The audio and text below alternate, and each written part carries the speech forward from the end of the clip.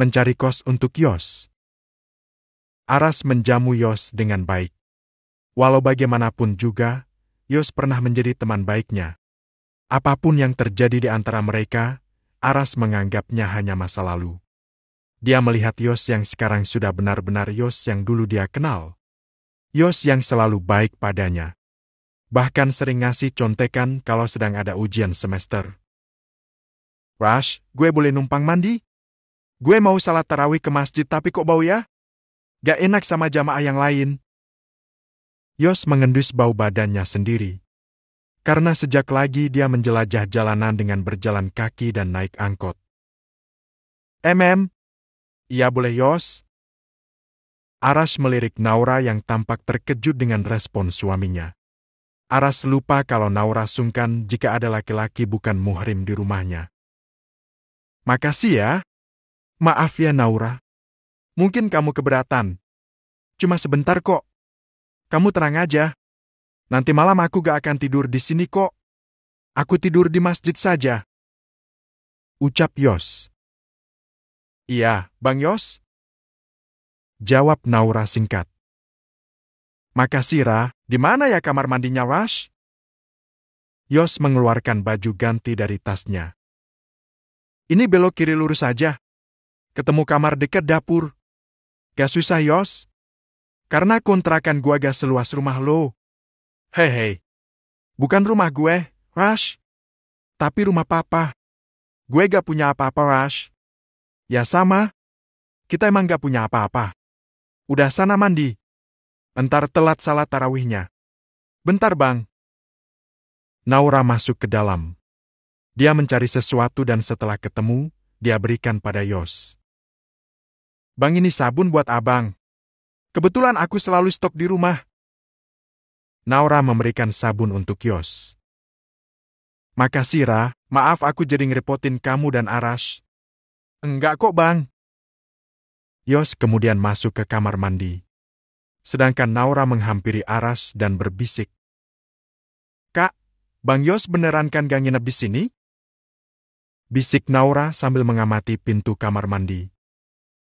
Enggak Ra, gak mungkin aku nawarin dia nginep di sini. Kamu nanti gak nyaman. Nanti setelah tarawih aku pikirkan tempat tinggal Yos. Gak mungkin di masjid juga. Kasihan kan? Nanti aku tanya Bu Yuni saja. Apa ada kosan dekat sini yang bisa untuk tempat tinggal Yos sementara? Tapi kan Bang Yos lagi gak punya duit, Kak. Nanti kita bantu. Gak apa-apa. Nyari yang bulanan aja. Dia kan juga mau bantuin aku jualan. Jadi kamu gak perlu ikut aku jualan lagi. Bodyguardku yang cantik. Aras menuel hidung Naura yang mungil. Awas ya kalau gak ada aku, kakak macem-macem.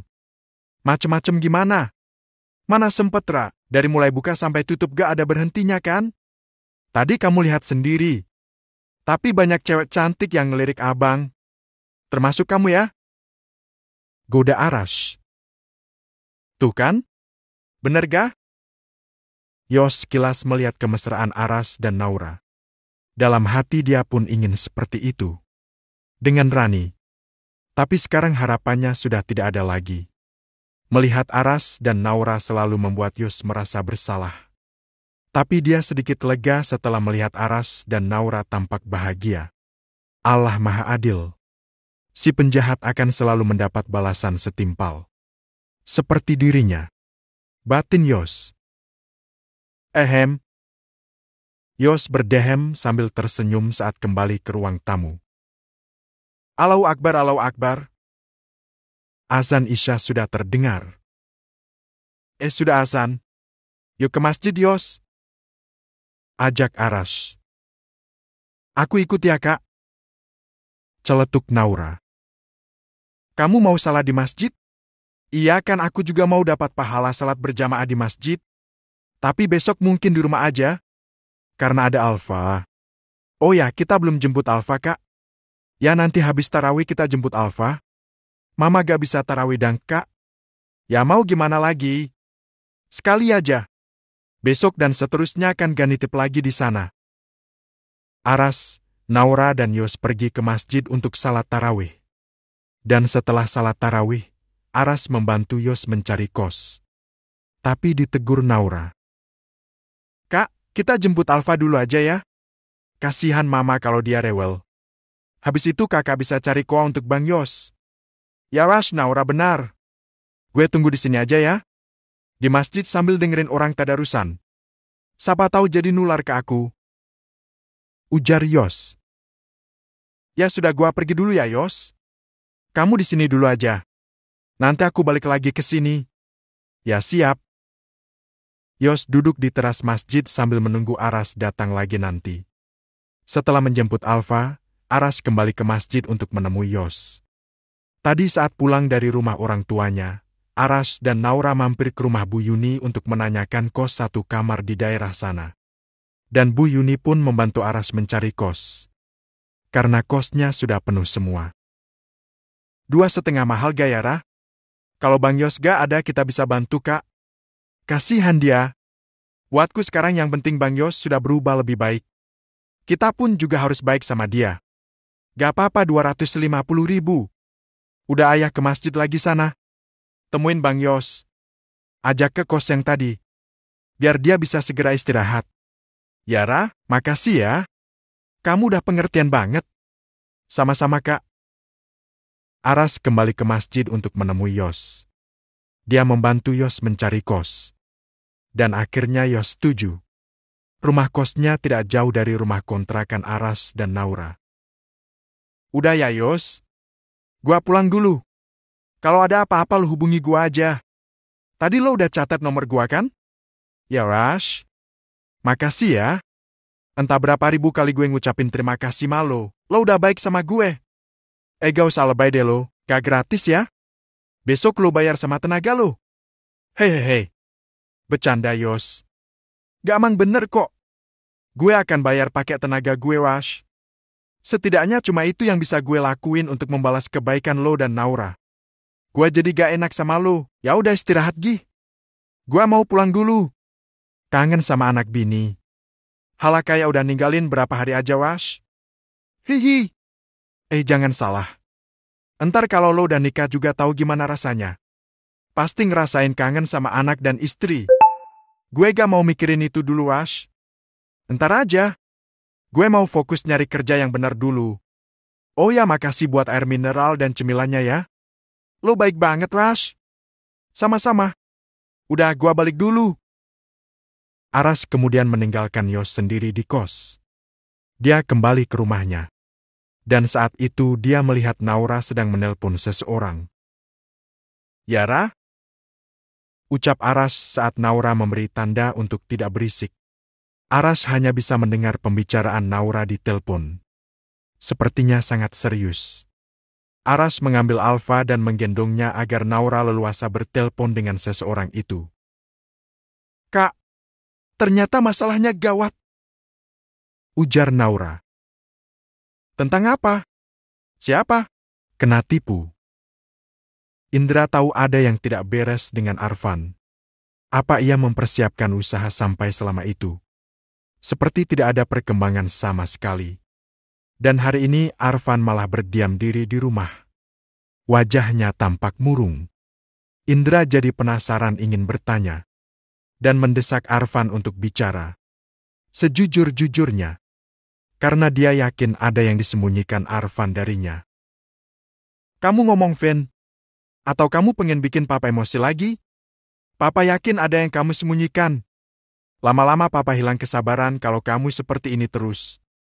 Kata Mama kamu nyuekin Rani terus. Tadi waktu sahur juga begitu. Kalau kamu tidak suka sama Rani, kenapa kamu nikahin dia? Pa, kepalaku pusing. Aku udah gak bisa mikir berat lagi. Aku mohon, Pa, jangan tambah bebanku lagi. Arfan memijit keningnya. Melihat anaknya terpuruk, Indra jadi merasa kasihan. Dia lantas tidak mau menekan anaknya lagi. Ya sudah. Tapi tolong jangan sakiti Rani ya. Kasihan dia itu yatim piatu. Sayangi dia. Ya, Pa, aku sayang sama dia. Tapi saat ini aku tidak mau membuat dia kepikiran aja. Maksud kamu? Indra merasa Arfan bicaranya berubah-ubah. Sekarang bilang A, besok lagi bilang B. Entah apa sebenarnya yang disembunyikan Arfan. Pa, aku bingung, Pa. Arfan mencengkeram rambutnya. Dia tampak depresi. Kenapa, Fen? Kamu bisa cerita sama Papa? Indra merasa kasihan saat melihat keadaan Arfan sekarang. Arfan tidak melanjutkan kalimatnya. Dia menggelengkan kepala dan matanya berkaca-kaca. Aku apa? Aku ketipu, Pa. Uangku habis kena tipu.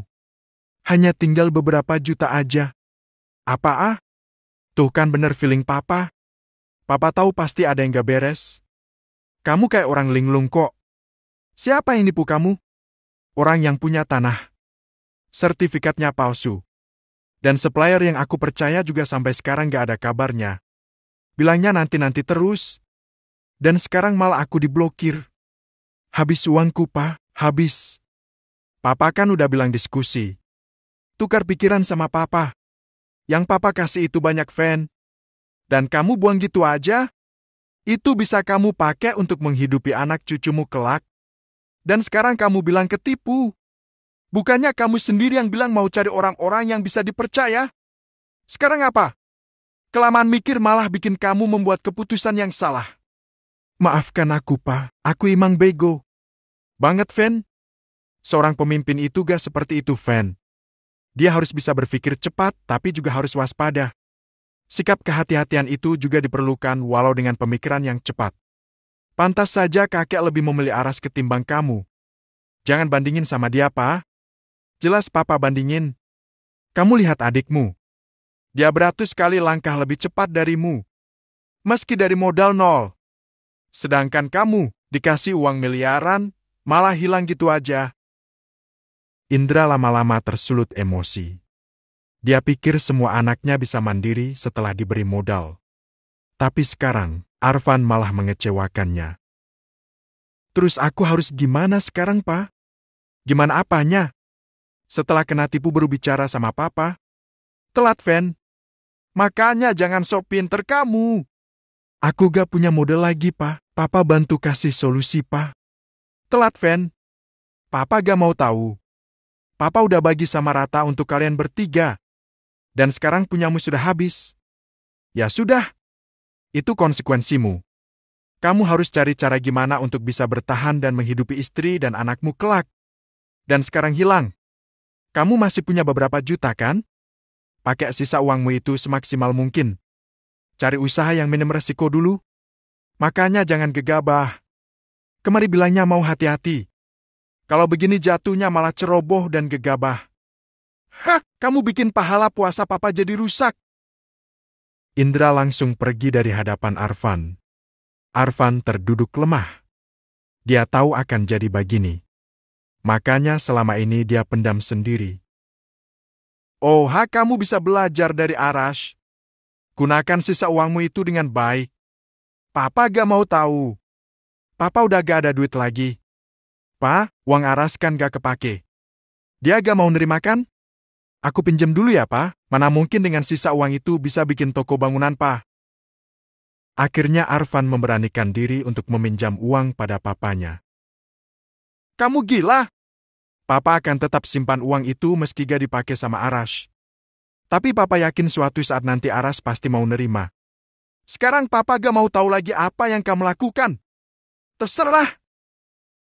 Indra kali ini benar-benar pergi. Dia tidak mau menoleh lagi ke belakang dan tidak mau lagi melihat kesedihan anaknya. Bukan dia tidak peduli, tapi dia berharap dengan melepas Arfan, bisa membuat laki-laki itu lebih dewasa dan bijaksana. Agar kelak dia bisa membuat keputusan yang tepat. Tanpa sepengetahuan Arfan, ternyata Rani yang sedang mencuci di ruangan laundry, mendengar apa yang dibicarakan Arfan dan Indra. Karena keduanya bicara di pintu belakang rumah yang sangat dekat dengan ruang laundry. Rani setengah tidak percaya dengan ucapan Arfan. Ternyata Arfan menyembunyikan sesuatu yang sangat penting. Masalah Arfan ternyata besar sekali. Dia juga terpukul mendengar cerita Arfan. Rani pun keluar. Dia melihat Arfan masih tertunduk lesu di pintu belakang. "Aye, baik-baik aja?" tanya Rani. Wanita ini memegang pundak Arfan lalu duduk bersebelahan. "Ran, Arfan mendongak. Dia melihat Rani sekarang ada di sampingnya. Aku dengar semuanya, aku gak nyangka beban sangat berat. Semoga lekas ada solusinya. Aku gak bisa mikir. Buntuan. Rani merasa kasihan pada Arfan. Tentu berat buat Arfan untuk bisa bangkit. Disinilah kesabarannya diuji. Dia ingin meringankan beban suaminya. Kenapa Ega pakai sisa uang itu untuk jualan saja seperti ke Arash? Enggak, Wan. Aku gak mau jualan. Aku gak ada bakat jualan kayak Arash. Aku gak bisa supel kayak Arash. Tadinya kalau aku buka toko bangunan juga aku pekerjakan banyak orang.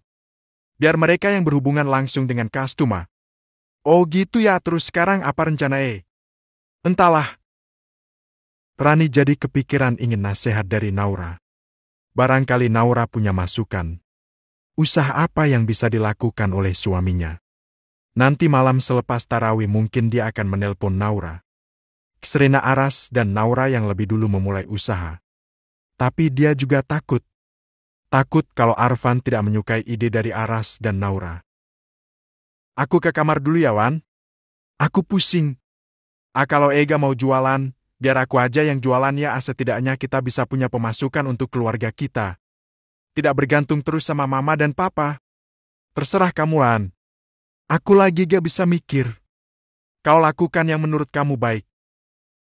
Arfan lalu pergi ke kamarnya. Dia meninggalkan Rani seorang diri. Rani yang kini juga ikut merasakan masalah yang dihadapi suaminya. Mulai ada pesanan lagi. Naura menceritakan semua yang diceritakan Rani kepada Arash. Arash sampai syok mendengar kalau Arfan ditipu sampai miliaran rupiah. Sungguh ini bukan perkara kecil. Arash jadi kasihan pada Arfan. Walau bagaimanapun juga Arfan tetap saudara kembarnya. Ketika Arfan ada masalah, dia pun ikut merasakannya. Pantas saja papa dan mama tadi kayak sedih gitu waktu kita ke sana ya, Kak. Biasanya kan ceria kalau lihat Alfa. Tadi senyum mereka kayak tertekan gitu. Ucap Naura sambil menepuk-nepuk pantat Alfa. Ya juga sih. Kasihan papa juga. Itu kan uang dari papa. Pasti papa kecewa. Mau nyalahin Arfan tapi udah kejadian, mau gimana lagi? Aras menghela nafas. Dia jadi ikut kepikiran dengan masalah yang menimpa Arfan. Lalu apa yang bisa kita lakukan untuk membantu mereka, Kak? Kasihan Terani. Dia bingung sekarang. Mau usaha apa? Dia tadi minta nasihat sama aku, Kak. Jujur aku gak tahu, Wan. Usaha apa yang cocok untuk mereka? Karena apa yang cocok untuk kita belum tentu cocok untuk mereka. Tapi gak ada salahnya membantu memberi masukan, Kak. Ya juga. Aras selalu berpikir apa Arfan bisa jualan? Tapi dia yakin Arfan pasti mau. Dalam keadaan terjepit, orang pasti akan mau bekerja apa saja asal halal. Apalagi Arfan punya istri yang harus dinafkahi. Malam ini Aras dan Naura tidur dengan membawa permasalahan Arfan dalam tidurnya. Tidak bisa membayangkan jika itu terjadi padanya. Ditipu uang miliaran.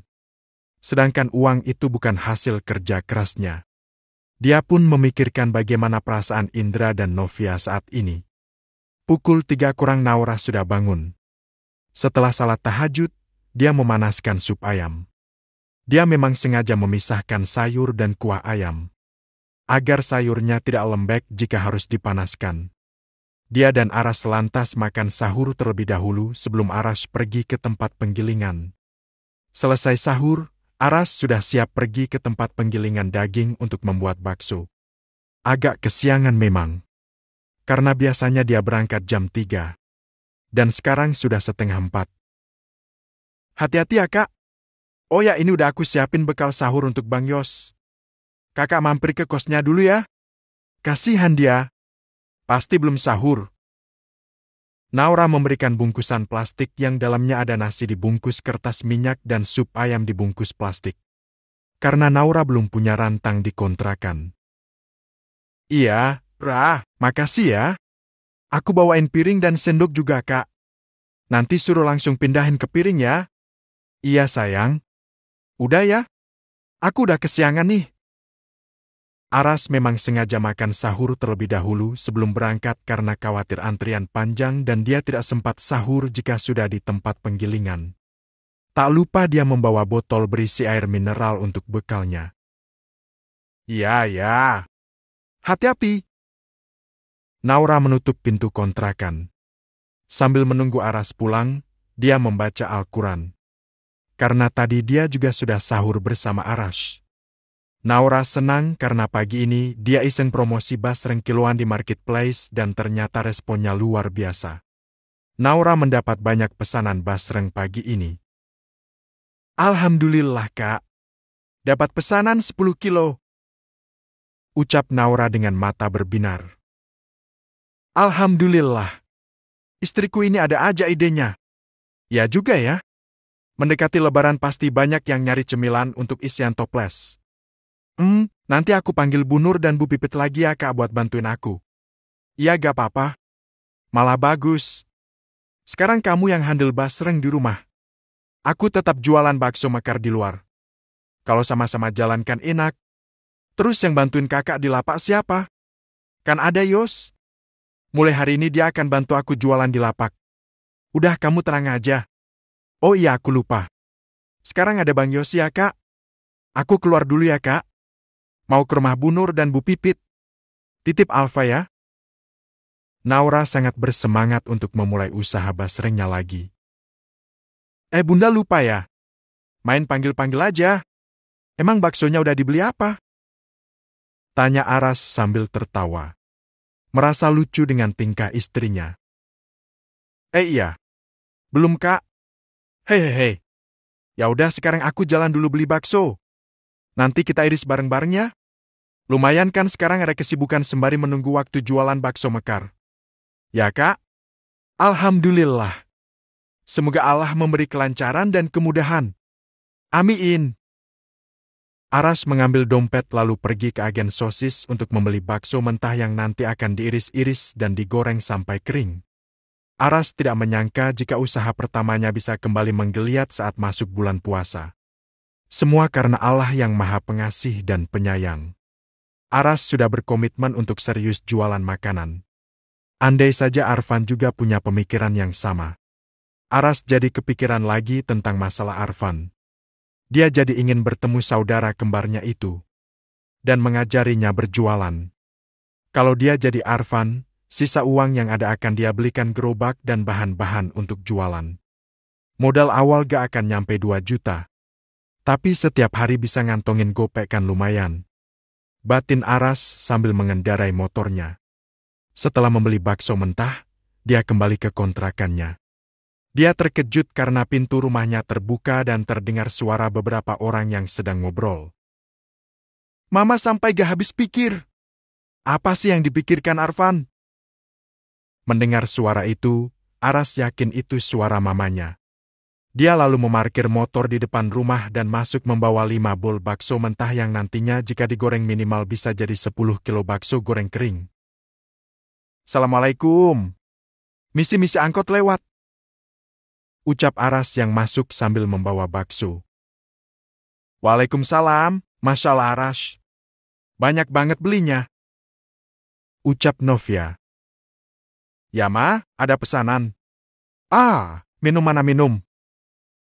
Aras lantas duduk di samping Naura setelah meletakkan barang bawaannya. Hash, ngaco. Puasa Rash. Jangan-jangan kamu gak puasa. Kau tegur Novia. Puasa dang Ma, insya Allah puasa. Cuma bercanda. Serius amat sih Ma, Mama dan Papa ngapain kesini? Tanya Aras. Mama dan Papa males di rumah. Ngeliat Arfan luntang-lantung. Kayak orang stres aja, Rash. Tapi gak mau dibantuin. Dikasih masukan. Maunya apa sih tuh anak? Gak ngerti Mama. Novia tampak gusar setiap mengingat Arfan. Sabar ya, Ma. Kurang sabar apa sih kami ini, Rash? Dia pikir cari uang 1 miliar itu gampang apa? Senaknya dia bilang kena tipu. Kalau udah begini gimana? Novia masih terlihat marah. Ya, kita harus sabar, Ma. Anggap aja ini memang bukan rejeki. Ma, Semoga dengan musibah ini, Arfan bisa lebih dewasa dan berhati-hati ke depannya. Arash dan Naura hanya bisa diam. Saat ini memang tak ada yang bisa dia lakukan kecuali mendoakan untuk kebahagiaan kedua orang tuanya setelah dikecewakan oleh Arfan. Assalamualaikum. Kehadiran seseorang ini membuat semua yang di sana terkejut, mengajari Arfan dan Rani. Semuanya menatap orang yang baru saja datang. Naura sebagai tuan rumah menyambut kedatangan mereka. Sedangkan Novia dan Indra tampak diam bahkan terkesan cuek. Waalaikumsalam, Teh Rani, Kak Arfan, silakan duduk. Aduh, duduk di mana ya? Kursi yang kosong cuma satu. Bentar aku gelarin tikar dulu ya. Naura masuk ke dalam kamar untuk mengambil tikar. Makasih, Ra. Jawab Rani. Arfan yang ada di belakang Rani hanya diam. Wajahnya tampak kusut, seperti banyak pikiran. Ayo duduk, ucap Naura setelah menggelar tikar. Makasih, Ra, maaf merepotkan. Gak apa-apa, Teh. Pada mau minum apa nih? Hehehe. Kan lagi puasa, Ra. Iya. Bercanda, Teh. Gara-gara ke Aras aku jadi ketularan suka bercanda. Hehehe. Oh ya, ada apa Teh kesini? Kok gak barengan sama Mama dan Papa? Ini Rah, aku. Rani tampak tidak percaya diri untuk bicara pada Naura. Dia juga sempat menoleh pasang suaminya, tapi Arfan justru diam saja. Apa tentang masalah yang Teteh ceritakan tadi malam? Tebak Naura. Dia tahu Rani pasti sungkan untuk bicara di tengah-tengah keluarga seperti sekarang. Iya, Rah, kami kesini mau minta diajarin sama kamu dan Arash. Enaknya jualan apa? Ucap Rani. Uangku cuma tinggal 5 juta aja, Wash. Mau jualan apa dengan modal segitu? Celetuk Arfan. Astagfirullah, uang miliaran tinggal 5 juta, Fen. Ucap Novia yang semakin marah saat mendengar sisa uang yang dimiliki Arfan sekarang. Ma, sabar, lagi puasa. Kau tegur Indra. Indra yang biasanya emosional, sekarang memilih untuk sabar. Walau kadang kalau ingat, dia pun kecewa. Hasil kerja kerasnya dibuang begitu saja oleh anak yang dulu selalu dia banggakan. Tapi kemudian dia sadar bahwa harta hanya titipan. Astagfirullah. Mama jalan-jalan sekitar sini ajalah. Daripada Mama emosi. Novia akhirnya memilih keluar dari rumah sambil menggendong Alfa. Dia memilih untuk menghindar dan tidak mau terlibat masalah Arfan. 5 juta itu banyak, Fen. Aku dulu sama Naura keluar dari rumah cuma pegang uang 2 juta. Itu pun harus dibagi dengan kontrakan, makan dan sebagainya. Modal gopek aja bisa, Fen, kalau serius. Bulan puasa gini mau bikin kolek bisa, kolek biji salak enak juga tuh kayaknya. Rani kan pinter masak. Atau bikin sayur mateng, lauk mateng jualan di depan rumah Papa kan bisa. Rumah Papa kan ada di perumahan. Pasti banyak lah yang gak masak. Kalau gak ada yang belikan basi, Rush. Celetuk Arfan. Setiap usaha pasti ada resikonya, Fen. Tapi kan gimana caranya biar bisa minim resikonya? Kalau makanan memang resikonya ya basi. Cuma sekarang yang memang cepat balik modal ya makanan. Apa mau aku ajarin bikin basreng atau bakso mekar? Gak apa-apa. Kalau kamu serius, aku ajarin. Aku gak bisa masak. Gak pernah ke dapur. Ucap Arfan. Lo pikir awal-awal gua jualan itu pernah ke dapur, Fen? Gua gak pernah ke dapur. Tapi karena dalam kondisi terdesak, gua harus survive. Gua lakuin apa aja. Termasuk pergi ke dapur untuk belajar bikin basreng. Gak ada yang gak mungkin kalau kamu serius, Fen. Gue cuma ngerti soal material aja. Gak paham masalah lain, Rush. Arfan terlihat semakin pesimis. Jangan membatasi dirimu, Fen. Jangan bilang aku cuma bisa gini, jadi gak bisa melakukan yang lain. Itu namanya membatasi diri. Kalau begitu, kamu gak akan bisa maju. Karena terpaku dengan satu hal saja, tanpa mau belajar yang lain. Padahal kita gak tahu kan rezeki kita ada di mana. Harus ulet, Fen. Arash berusaha mendorong Arfan agar bisa berpikir lebih optimis lagi.